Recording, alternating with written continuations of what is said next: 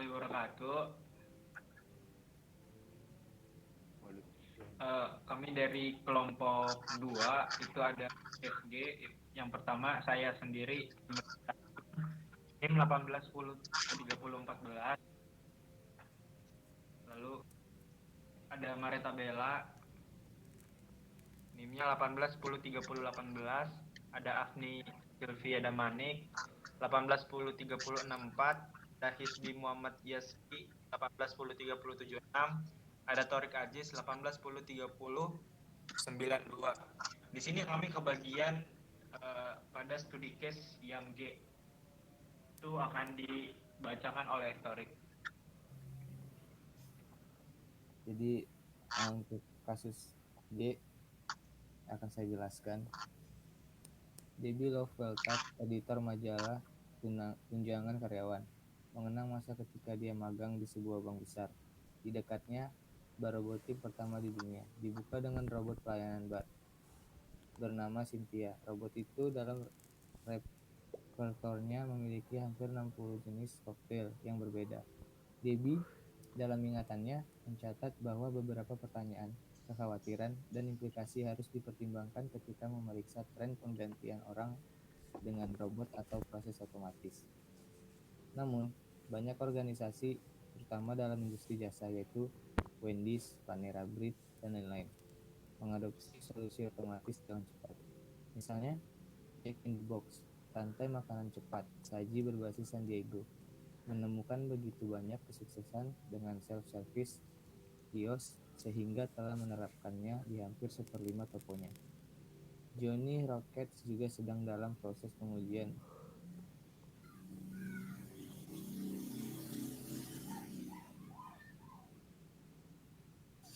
Bentar.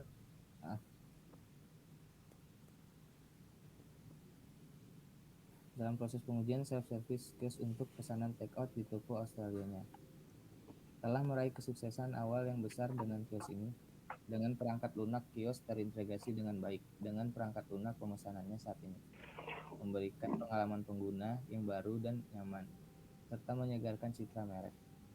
Banyak perusahaan fast casual mencatat bahwa bentuk otomatisasi ini membantu meningkatkan konsistensi layanan bagi pelanggan, memungkinkan mereka untuk mengontrol dan menyesuaikan pengalaman mereka, dan memungkinkan waktu pemesanan dikurangi, atau memungkinkan karyawan untuk dapat fokus pada tugas-tugas lain seperti kebersihan restoran, persiapan makanan, dan layanan pelanggan. Meskipun beberapa organisasi mencatat bahwa mereka telah melihat peningkatan penjualan tambahan seperti bacon, keju, alpukat, dan sebagainya, yang telah menggunakan teknologi untuk mempromosikan hasil yang lebih sehat. Misalnya, Steven Chan di Cafe Tin Drum Asia merancang self-service kios untuk tokonya sehingga pelanggan dapat memilih menu, menurunkan tekanan darah, dan kemudian menu pintar akan memandu mereka ke hidangan yang membantu mencapai tujuan kesehatan tersebut. Tanggapan terhadap kios swalayan ini umumnya positif. 60% pelanggan di lingkungan universitas telah menggunakan kios swalayan. Meskipun jumlahnya jauh lebih rendah untuk mereka yang berada dalam situasi usia campuran. Namun, apa arti perluasan dalam pelayanan otomatis bagi sikap kerja karyawan di organisasi ini? Beberapa penelitian menunjukkan bahwa pekerja berketerampilan rendah cenderung bereaksi lebih negatif terhadap otomasi robotik, memandang mereka sebagai ancaman keamanan kerja, atau ini tidak terjadi pada pekerja berketerampilan tinggi, yang cenderung menganggap mereka lebih positif. Persepsi ketidakamanan kerja ini berakar tidak hanya pada ketakutan akan perampingan, tetapi juga dalam perubahan dalam keterampilan yang dibutuhkan untuk melakukan pekerjaan, akses ke sumber daya untuk melakukan pekerjaan, dan pengurangan otonomi pengambilan keputusan yang diberikan kepada karyawan. Karyawan yang tertinggal setelah perampingan terkait dengan penambahan proses otomatis mungkin sering menganggap proses tersebut tidak adil dan dengan sikap mereka yang terpengaruh secara negatif. Mengingat pesatnya perluasan otomatisasi dalam bentuk layanan berbasis kios. Tampaknya perkembangan teknologi baru ini mungkin akan tetap ada. Di sini ada pertanyaan untuk diskusi untuk kasus G. Yaitu ada pertanyaan pertama, apakah menurut Anda sikap karyawan pada akhirnya meningkat atau menurun sebagai hasil dari kios swalayan? Mengapa atau mengapa tidak? Akan dijawab oleh rekan saya. Aku mau jawab ya. Jadi kalau menurut saya sikap karyawan tuh akhirnya bakal nurun karena apa ya, mereka tuh nggak pede gitu loh, kayak jadi insecure karena keotomatisan tersebut itu gitu kan.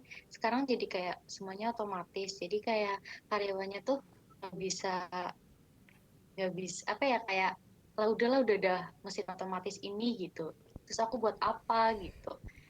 Kalau menurut aku sih gitu. Terus tapi kalau misalnya mau buat lebih baiknya sih, mending kayak karyawan tuh ditempatkan di posisi yang mungkin emang nggak bisa pakai mesin otomatis gitu. Kayak misal ngapain ya, bantu-bantu ngapain gitu. Jadi karyawannya tuh nggak bakal yang kayak apa sih, tetap tetap ngerasa oh aku berguna nih gitu. Itu sih. Kalau dari kalian gimana? Ada yang mau nambahin? Kalau dari kalian ada yang mau nambahin nggak?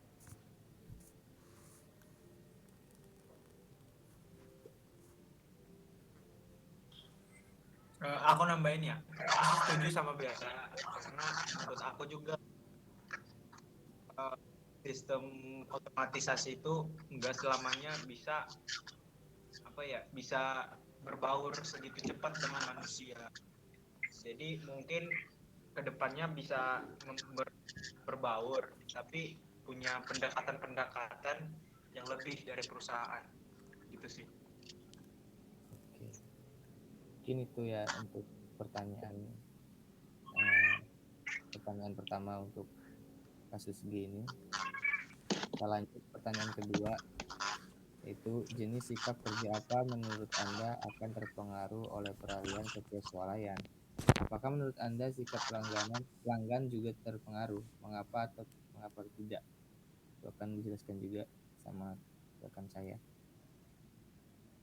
Aku mau jawab ya. Menurut aku itu sikap kerja karyawan nantinya mungkin takut kalau mereka mungkin bekerjanya sedikit karena otomatisasi ini, dan mungkin terus berfokus pada pekerjaan yang lain tapi bukan melayani. Kadang-kadang juga ada sikap karyawan yang merasa diringankan pekerjaannya karena hampir semua pekerjaannya dapat dikerjakan oleh sistem ini. Jadinya karyawan ngerjain pekerjaan yang lain yang lebih berat yang nggak bisa diselesaikan oleh sistem. Hal ini juga meminimalisir kesalahan dalam melakukan pekerjaan karena otomatisasi tersebut terautomasi dengan baik. Apakah menurut Anda sikap pelanggan juga terpengaruh? Menurutku ya terpengaruh karena pelanggan tersebut mungkin lebih nyaman kalau misal kalau kita ke misal di resto nih, kalau kita masuk itu kan lebih nyamannya tuh kan kalau disambut langsung, dibilang selamat pagi, selamat malam, sambil tersenyum. Ada juga sih pelanggan yang merasa dimudahkan dengan adanya otomatisasi tersebut karena tanpa perlu mengantri dalam mengambil pesanan. Itu sih menurut aku. Ada yang mau nambahin nggak? Aku setuju sih untuk tadi yang contoh di restoran. Iya, aku juga sih. Kayaknya pelanggan emang ya terpengaruh juga. Oke. Kita kunci ya tadi ya. Setuju semua kan? Lanjut ke pertanyaan ketiga ya. Apa yang mungkin dilakukan organisasi untuk memudahkan transisi menuju kios swalayan dan mempertahankan sikap kerja karyawan mereka? Mungkinkah menemukan keseimbangan antara mempromosikan sikap pelanggan dan karyawan saat memperkenalkan kios swalayan?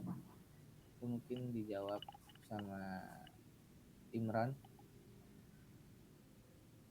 Imron? Atau yang lain? Ya, kalau menurut aku ya, eh, perusahaan itu berperan penting akan transisi dari pekerjaan manual ke pekerjaan yang membutuhkan otomatisasi seperti robotik atau pekerjaan-pekerjaan yang dilakukan oleh teknologi tertentu.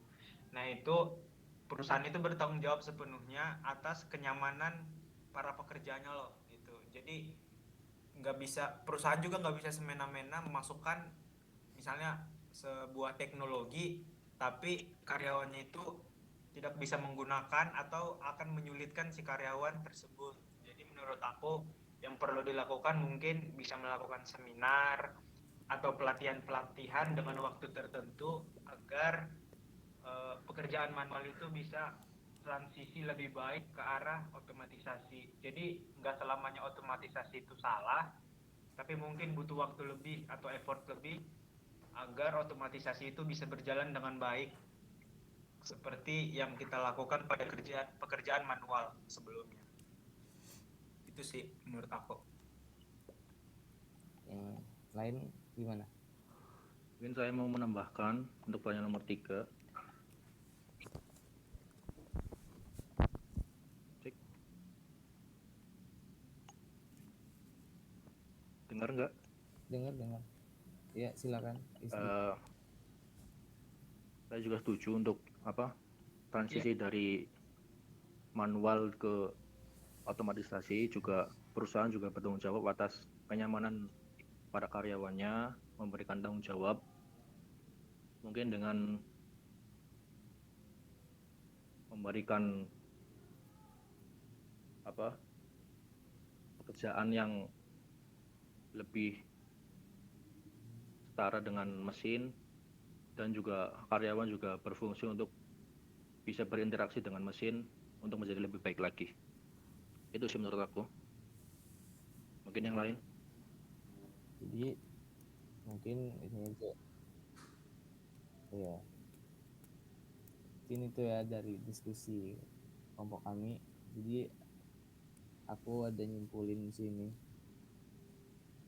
untuk 3 pertanyaan tadi.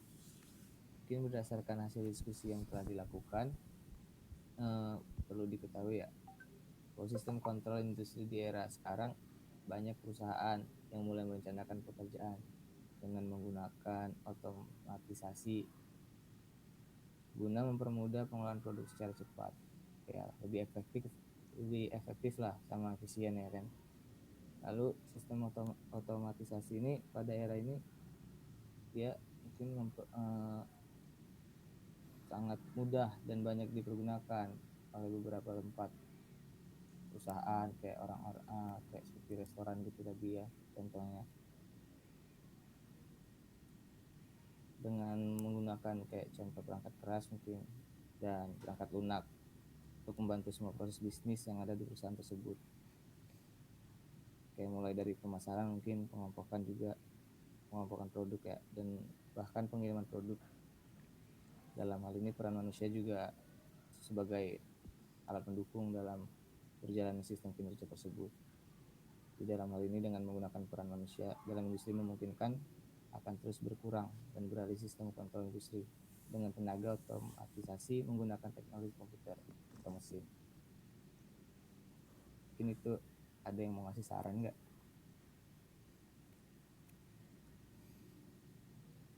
Halo guys. Iya, aku mau ngasih saran ya, yang berdasarkan apa yang udah kita diskusikan. Itu menurut aku yang pertama, perusahaan harus memberikan pelatihan khusus untuk karyawan agar karyawan itu mampu mengembangkan kemampuan atau skill yang dimilikinya terhadap otomatisasi yang akan datang ke depannya. Ada lagi nggak, guys? Mungkin saya juga memberi saran untuk diskusi ini. Yang kedua itu kayak memberikan pelayanan motivasi kepada para karyawan setelah menggunakan mesin otomatisasi, karena biasanya kan karyawan cenderung kurang percaya diri, kurang semangat bekerja dan tersingkirkan oleh otomatisasi. Jadi tugas perusahaan memberikan pelayanan motivasi guna memperkuat karyawan supaya lebih percaya diri. Mungkin ada yang lain? Lagi nggak? Atau udah cuman itu ya kali sarannya. Bapak mau nutup nggak?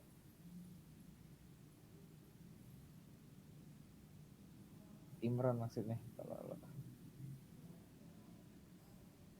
Ya, mungkin ada satu lagi sarannya itu meningkatkan kemampuan teknis dan memahami bagaimana mesin berfungsi, bagaimana dapat berinteraksi dan mengembangkannya agar lebih baik lagi. Intinya kita belajar agar lebih baik lagi lah ke depannya. Mungkin itu aja hal-hal yang bisa kami sampaikan dari diskusi ini. Lebih dan kurangnya mohon maaf. Wassalamualaikum warahmatullahi wabarakatuh.